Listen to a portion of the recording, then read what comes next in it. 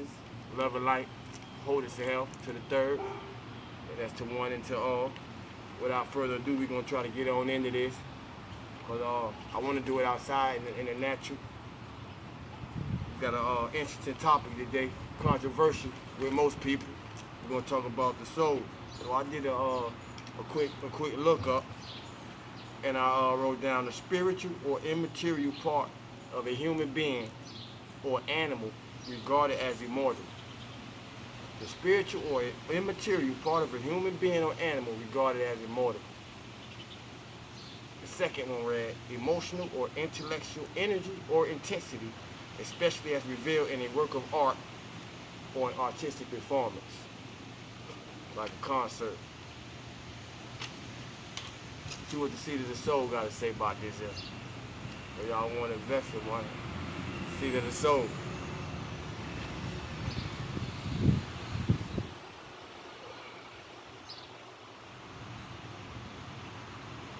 Souls. Oh, shout out to Young Pharaoh. Shout out to Hotep Jesus.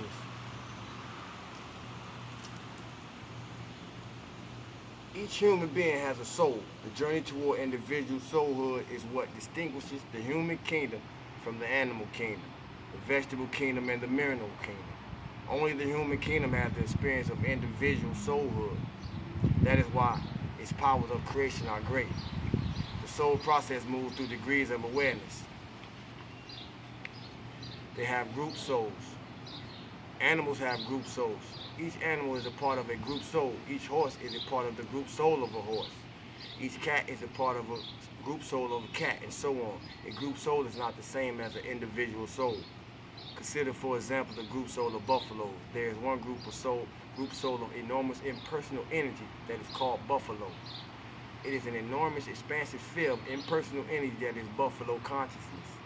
It exists at a level of simply energy dynamics, not individual selfhood. That energy is a continual movement. As it heightens its frequency, it can spill over to the next level, so the soul to the next level, and it also can be absorbed by other frequencies from a lower level. So the soul continues. It is a group soul, not individual. There are not individual buffalo souls within a whole. There is only one soul energy system, wherein there is no individual hood. Instinctual behavior is the way of the group soul. The way one acts, all of them acts. That's what that means. Picture a movement that looks like the mouth of the Mississippi River. As you walk up the river, from that place, the river grows more and more narrow until it reaches but a point of power. The open mouth area is comparable to a group soul. The size of it, the collective nature of it, is the group soul. This is the nature of the souls in the mineral, vegetable, animal kingdom. In other words, cat is a cat soul, dolphin is a dolphin soul, and so on. Within the animal kingdom, there are levels of intelligence and awareness. For example, dolphin, horse, and dog are not on the same wavelength. The consciousness of the dolphin is closer to the consciousness of the ape, and then closer to the consciousness of the dog. But the consciousness of the horse is on the level beneath them. It is possible that the human soul can be produced through the evolution of the animal kingdom as a collective energy from the animal soul. How does this happen? The dolphin soul, for example, evolves through each particular individual dolphin. The particular advancement of each particular dolphin advances the soul of the dolphin itself. The collective is enhanced by the accomplishments of the individual dolphin. The same mechanism works within the human kingdom. With each of our individual advancements, the group soul of humanity, what we call our collective unconscious, evolves. In this way, expansion continues with the dolphin species as within all species. Let us say, arbitrarily, that the consciousness of the dog soul is 20 percentile points below that of the dolphin soul, 20 points less than that intelligence of the dolphin. If the group soul of the dog produces high light consciousness, it is possible for that consciousness to release itself from the group soul of dog and advance into and penetrate the consciousness of the dolphin. Likewise, it is possible, and it does happen, that human being souls come from the advanced soul energy of the dolphin soul or the ape soul and begin their process of evolution into the human soul. This is to each his own. Unlike an animal, you have an individual soul. You are an individual energy system, a micro of a macro. As part of the micro, you have all the power of the macro calibrated to an individual form of certain energies. Animals are not micros of a macro.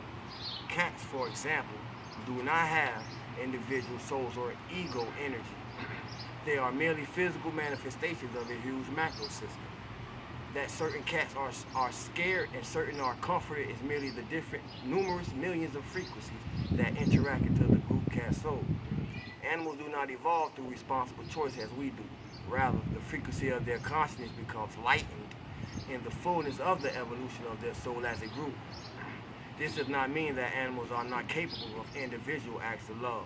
What of an animal that lays down its life for a human? That is a legitimate a sacrifice of love as it is for a human, because in that instant the animal realizes that it is willingly releasing its life. That for an animal is graduation to the human experience or to its next higher level. The nature of a group soul can be seen through its manifestations. The nature of dolphin soul, for example, is expressed through dolphins.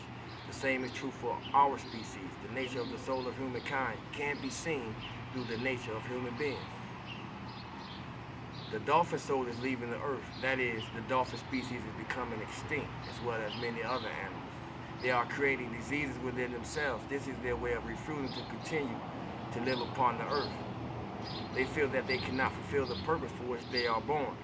Therefore, they are leaving. Their deaths are not suicides because they are not frightened. They are exhausted. That's deep. The dolphin soul manifests itself.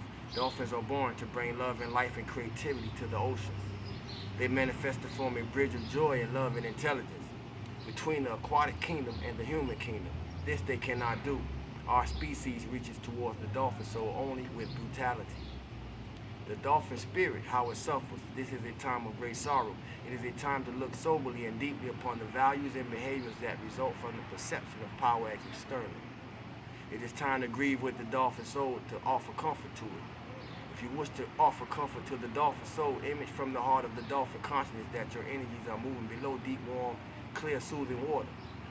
As you feel yourself emerging into the aquatic kingdom, let yourself begin to radiate your thoughts to these fellow creatures that share our planetary home. Image that you are sending them love as they continue their evolution and leave the earth school, that you grieve with them and you know that like you, they are immortal. Send these thoughts. Let them know that they are not leaving without human beings understanding. Let them hear you say, I am one who understands. Can you do that? It will make their grieving journey of value. There is more than one avenue from which individual souls are formed.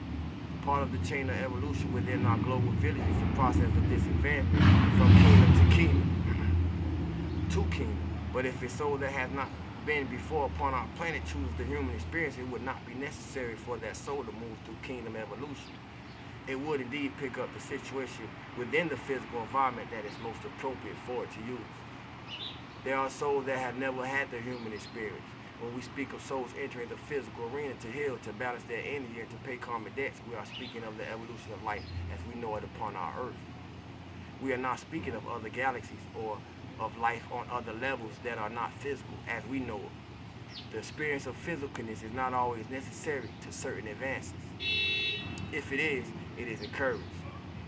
There comes a point when the physicalness experience no longer serves the soul's awareness, and therefore the soul chooses to learn in the non-physical realm. It may choose to learn, for example, through the task of becoming a non-physical guide. Each individual human soul is a micro of the macro that is the soul of the human species. But the soul of humankind is not a micro of a macro. In other words, there is no larger spiritual human and soul beyond the soul of humanity. Beyond that comes the experience of master. The experience of moving into advanced levels of light that is no longer specific to human. Our non-physical teachers are from these levels of light. Therefore, it is not appropriate to consider them from the dynamic of the personal. Rather, it is more appropriate to think of them as impersonal consciousnesses, which is that which they are, from realms that cannot be understood in human terms. They do not, for example, have the splinter personality aspects that we have. They do not have shadow sides, so to speak. Does an angel have a soul? An angel is its soul, its full soul. That is the difference between that which is whole and in union and that which is growing into it. It's levels to this, man. It's levels to this. Duality only exists in certain levels and not in others. Duality is a dynamic of learning. It is its own rhythm and tension and does not exist beyond another level of learning and development. You are existing in duality and your non-physical teachers are not. Though I am physical, I do not exist in the duality. This is not their home, so to speak. They are teachers to our plane. They are free to teach in our plane without being of our plane. I'm in this world, but not of it. Your non-physical teacher does not become of this plane when it counsels you any more than a parent becomes an infant in order to teach his infant. It is not necessary. That level of evolution is assumed in the presence of the parent. It is simply the natural dynamic of evolution. We are just destined to evolve beyond the nature of duality. Duality is that which is understood in time and space. As you evolve beyond that, and also when you leave your physical body and journey home to your non-physical plane of reality, into the meta, into the beyond, you will not exist in dualism. And that sense of the wrathful, sorrowful, fearful self that you think of as present to you now will evaporate. It has no power in the realm beyond duality, where there exists the perfection of all that is. When you leave your physical form, you will join the non-physical level of reality that is appropriate to your vibrational frequency at that time that you leave your incarnation. Where do advanced human souls go? There are many forms of life that exist as advancements of this one. There are literally millions of options. There is life in numerous galaxies. There are millions, indeed billions of other life-filled planets. There is not one planet that lacks a level of active consciousness, some of which is akin to our human form, and some of which does not come close to our form, but remains consciousness as we understand the term. There exists a realm that the religious language of the West would call the angelic kingdom. This is a range of beings of numerous frequencies and qualities of consciousness, many of whom guide and interact with us upon the earth right now this day. This realm is indeed balanced with other forces, but it cannot be understood in human terms. Evolution continues in that realm, although there is that perception that all words, harmony, and perfectness would address. An angel might be thought of as a force of consciousness that had evolved into appropriate teaching modality for the planetary village called Earth, but may also have been a part of the evolution of other galaxies and life forms there. Multi-dimensional beings. We are multi-dimensional beings, whether you know it or not. An angel's home, so to speak, is that kingdom, the angelic kingdom, and the range of non-physical life forms that exist within and lower than and beyond that vibrational sphere. Angels continue evolution as do other members of that realm, as do those consciences that we will recognize as masters, such as those after whom religions have been named upon our earth. That evolution continues, but there is perfectness rather than the experience of fusing consciousness with matter that occurs within our earth school. Does the law of karma apply to non-physical beings? The law of karma is universal in the sense that there is not a life form that is not responsible for its energy. But karma cannot be understood in terms of non-physical dimensions in the same way that we understand it. An angel does not have the barriers that we have. An angel sees something, for example, as we do not. They see through a totally different lens. The difference is a barrier. An angel does not have our barriers, and so it cannot create the karma that we do. It has a level of sight and knowledge that prevents certain actions from happening simply because of the depth of knowingness that is of its rank in creation. Have you ever met an angel before? Do you know an earth angel who will help you? The greatest law of karma works because an angel still has will, but an angel is armed with a great deal more than the limitation that characterizes the human experience. An angel does not fear death. It has no physicalness. It is only that it is immortal. It is with all that is, it has no doubt. No doubt, you heard? It sees and lives in light, so the ingredients that create karma for the human experience are not part of its personal reality. Although an angel has will, the circumstances cannot be described in which that will might bend in the wrong way, if there was such a thing as a wrong way. In one sense, an angel can be considered to have evolved beyond the need to be tested. In Therefore, there is no karma. How it feel to step out of karma? Would you even know? Other levels also exist, such as the level in which disincarnate spirits are bound close to their physicalness in the immediate environment of the earth arena. These spirits do not pursue the journey back to their higher selves, but remain bound with their non-physical individual states close to the earth because they stuck to attachments. And sometimes we hold them here because we attach to people that has passed on instead of releasing them and letting them go. Imagine that your personality, your characteristic, and part of your non-physical self wish to remain intact and not proceed on the evolution. The process of the soul discharging the aspects of personality does not happen. A combustion and congestion occurs within the energy system. Usually this happens when the soul cannot accept that it must move on and release a particular incarnation. Once again, we see a part of this process happen in Ghost with the character Sam, played by Patrick Swayze. In some instances, a soul holds on to a personality because that personality was particularly successful or powerful in its lifetime. Congestion in the process of evolution that occurs produces the phenomena that we refer to as evil spirits, ghosts, or possessions. These spirits choose to remain earthbound within the earth's auric field. Are they evil? They are negative, yes, but evil is another issue. Do they encourage negativity? Yes, but that is part of the law of attraction. Their own energy is drawn to like forces of energy or like forces of weakness. Within this realm, these spirits can create additional negative karma by pursuing malevolence. Therefore, it is possible to speak of evolving beyond karma as the Buddhas do. They are referring to the karma of the earth, where there is always this circumstance of choice between how you want to learn, which path shall you choose. The Buddhists refer to the earth, to the human experience, and how it is set up, which is with free will, choice placed between faith and doubt, good and evil, between the choices and dualism that our species has created. It is the karma that they are referring to, not the karmic patterns that cease to be once you, as a soul, no longer require learning in the world of duality.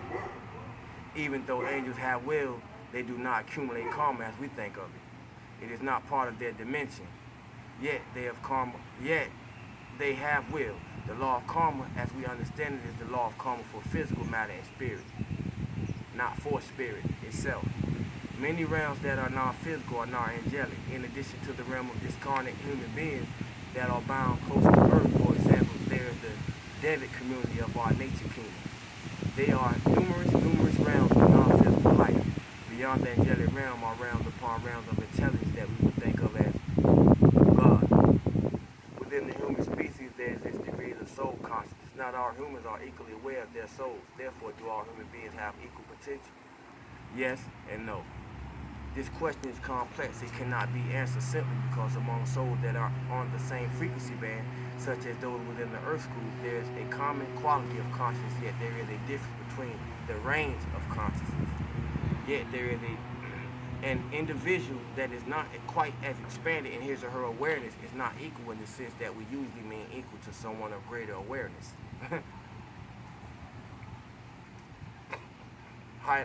Highly mimicked, but never duplicated. There is an inequality, yet it is not an inequality that remains unequal. It is just a temporary level of momentum in the flow of evolution. Study to show thyself approved. A soul has no beginning and no end, and yet some souls are older than other souls. Both are true. All souls come directly from the Godhead. And yet there is no single way that souls are formed individually. Both are true. Understanding or understanding, the soul becomes paradoxical only if you apply a type of thinking that holds the notion of beginning. All that is can form itself into individual droplets of consciousness. Because you are part of all that is, you have literally always been. Yet there was the instance when that individual energy current that is you was formed. Consider that the ocean is God. It always has been. Now reach in and grab a cup of water. In that instant, the cup becomes individual. But it has always been, has it not? This is the case with your soul. There was the instant when you became a cup of energy, but it was of an immortal original being. You have always been because what it is that you are is God or divine intelligence, but God takes on individual forms or droplets, reducing its power to smaller particles of individual consciousness, you and I. It is a massive reduction of power, yet the power is as full in the droplet as it is in the whole. It is an immortal and as creative and as expressive, but in its tinier form, its energy is reduced appropriately to its form. As that little form grows in power, in selfhood, in its own consciousness of itself, it becomes larger and more godlike. Then it becomes God. This is a process that parallels the process of your personality, which is of your soul expanding into your higher self and thereby coming into the full power of your soul incarnate. It also parallels the process of your personality and higher self re-entering the fullness of your soul when you leave the earth. As an individual soul, you remain an individual soul. You are both individual and one, with all that is, one in the whole. The individual unit of evolution is the soul. This perception is new to us because as a species we have not before been aware of the existence of the soul. In our religious thoughts we acknowledge what we call the soul, but we have not until now taken it seriously enough to consider what the existence of the soul means in terms of everyday experience, in terms of the joys and pains and sorrows and fulfillments that make a human life and what it is. We have not turned our attention to the needs of the soul. We have not considered what it is required by the soul in order to be healthy. We have not studied the soul or sought to help it attain what is necessary to its evolution and its health and its immortality. Because we have been five-sensory, materialistic, fleshly. We have focused upon the body and the personality. We have developed an extensive knowledge of the physical apparatus that the soul assumes when it incarnates. We know of amino acids, neurotransmitters, chromosomes, and enzymes, but we do not know of the soul. We do not know how the physical functions serve the soul or are affected by it. We seek to cure dysfunction of the body by controlling its environment at the molecular level.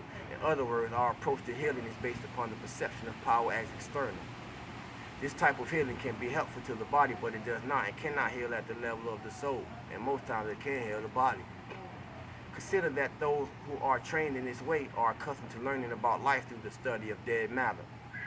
Remember the Matrix? They seek to learn of life through the study of carcasses and corpses, through the study of that which does not have spirit. How can they see spirit?